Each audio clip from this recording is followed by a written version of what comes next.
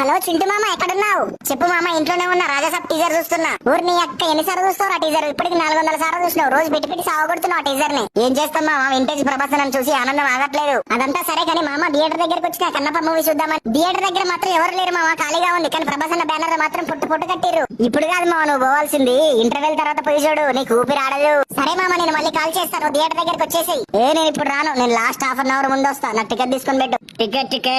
Ticket full movie 150, last half an hour 1500. Ticket full movie 150, last half an hour 1500. తమ్ముడు tickets కావాలా? Hello మామ, full movie ticket 150, last half an hour movie ticket 1500 అంట.